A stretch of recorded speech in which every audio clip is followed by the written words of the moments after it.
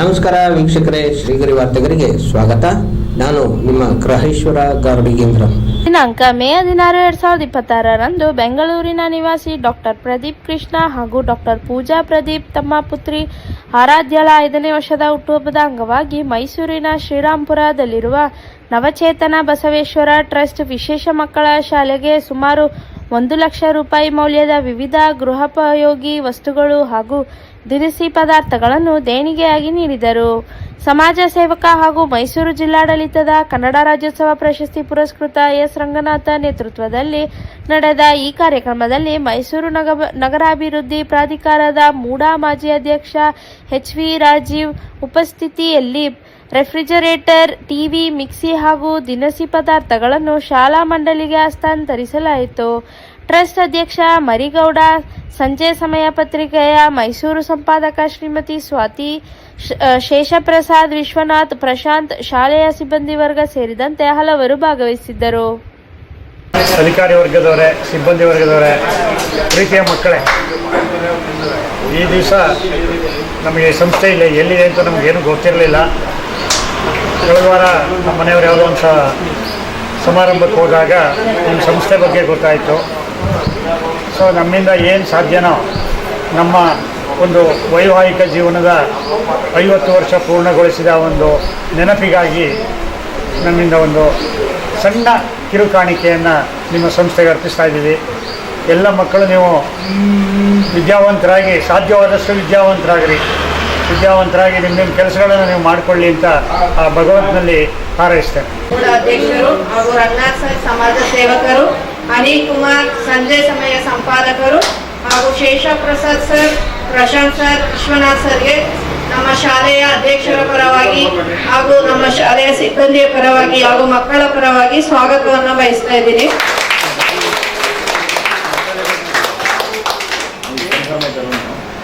ಈ ದಿನ ನಮ್ಮ ಶಾಲೆಯಲ್ಲಿ ಡಾಕ್ಟರ್ ಪ್ರದೀಪ್ ಕೃಷ್ಣ ಮತ್ತೆ ಡಾಕ್ಟರ್ ಪೂಜಾ ಪ್ರದೀಪ್ ರವರ ಮಗಳಾದಂತಹ ಆರಾಧ್ಯರವರ 5ನೇ ವರ್ಷದ ಹುಟ್ಟುಹಬ್ಬವನ್ನು ಆಚರಿಸಲು ಈ ಎಲ್ಲಾ ಗಣ್ಯರು ಆಗಮಿಸಿದ್ದಾರೆ. ಅವರಿಗೆ ವಂದನೆಗಳು.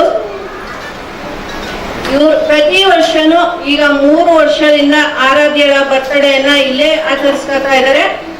ಅವ್ರಿಗೆ ನಾವು ಥ್ಯಾಂಕ್ಸ್ ಅನ್ನ ಹೇಳ್ಬೇಕು.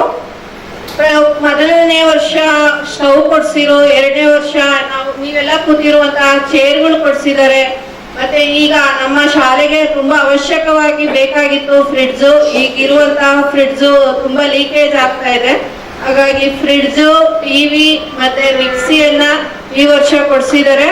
ಅವ್ರಿಗೆ ನಾವು ಹೃದಯಪೂರ್ವಕವಾದ ಅಭಿನಂದನೆಗಳನ್ನ ಅರ್ಪಿಸ್ತಾ ಇದ್ದೀವಿ.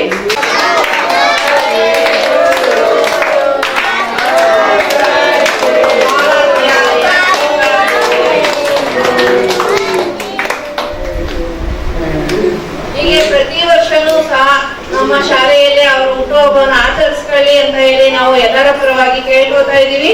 ಹಾಗೆ ಇಲ್ಲಿ ಬಂದಿರುವಂತಹ ಎಲ್ಲರಿಗೂ ನಮ್ಮ ಶಾಲೆಯ ಪರವಾಗಿ ನಾನು ಅವರಿಗೆ ಅಭಿನಂದನೆಗಳನ್ನ ಅರ್ಪಿಸ್ತೀನಿ. ನವಚೇತನ ಬಸವೇಶ್ವರ ಟ್ರಸ್ಟ್ಲಿ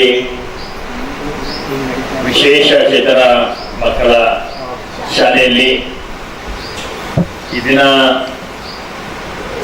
ಮಗು ಆರಾಧ್ಯ ಹುಟ್ಟುಹಬ್ಬದ ಪ್ರಯುಕ್ತ ಸತತವಾಗಿ 3 ವರ್ಷಗಳಿಂದ ಈ ಶಾಲೆಯ ಬೇಸಿಕ್ ರಿಕ್ವೈರ್ಮೆಂಟ್ಗಳನ್ನ ಒಂದಲ್ಲ ಒಂದು ರೂಪದಲ್ಲಿ ಕೊಡಿಸುವಂತ ಮುಖಾಂತರ ಅವರ ತಂದೆ ತಾಯಿಗಳು ನೈಜವಾದಂತ ಸೇವೆಯನ್ನ ಈ ಮಕ್ಕಳ ಶಾಲೆಗೆ ಮಾಡೋದ್ರ ಮುಖಾಂತರ ಆರಾಧ್ಯಳ ಹುಟ್ಟುಹಬ್ಬವನ್ನ ಅತ್ಯಂತ ಅರ್ಥಪೂರ್ಣವಾಗಿ ಆಚರಣೆ ಮಾಡ್ತಿರ್ತಕ್ಕಂಥದ್ದು ನಮಗೆಲ್ಲರಿಗೂ ಕೂಡ ನಿಜವಾದ ರೀತಿಯ ಸಮಾಜ ಸೇವೆಯ ಬಗ್ಗೆ ಒಂದು ಶ್ಲಾಘನೆಗಳನ್ನ ಮತ್ತು ಆರಾಧ್ಯಳಿಗೆ ಹುಟ್ಟುಹಬ್ಬದ ಶುಭಾಶಯಗಳನ್ನ ಕೋರ್ತಾ ಇದ್ದೀವಿ.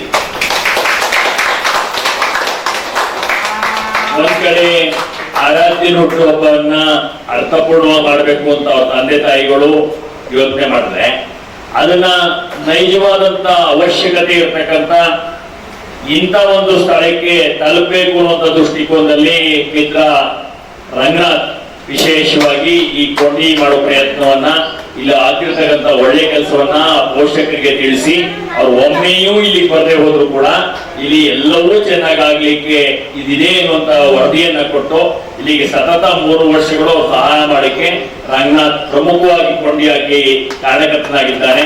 ಅವನ ವಿಶೇಷವಾದಂತಹ ಸಮಾಜ ಸೇವೆಗೆ ನಾನು ಅತ್ಯಂತ ಶ್ಲಾಘನೀಯನನ್ನೇ ಹೇಳ್ತೇನೆ. ನಾವು ನಮ್ದು ಒಂದು ಮಕ್ಕಳು ಯಾರು ಮನೆಯಲ್ಲಿ ಈ ತರದ್ದು ಇದೆ ಅಂತಂದ್ರೆ ಅಯ್ಯೋ ಏನಪ್ಪ ಹಿಂಗಾಗೋಯ್ತು ಹೆಂಗಪ್ಪ ನೋಡ್ಕೊಳ್ಳೋದು ಅನ್ನೋ ತಲೆ ಮೇಲೆ ಕೈ ಇಟ್ಟು ಕುಟುಂಬ ಪೂರ್ತಿ ಇದೇ ನೋವಿನಲ್ಲಿ ಇರ್ತಕ್ಕಂತ ಒಂದು ವ್ಯವಸ್ಥೆಗೆ ಅದಕ್ಕಿಂತ ಆಚೆ ಒಂದು ಬೆಳಕಿದೆ.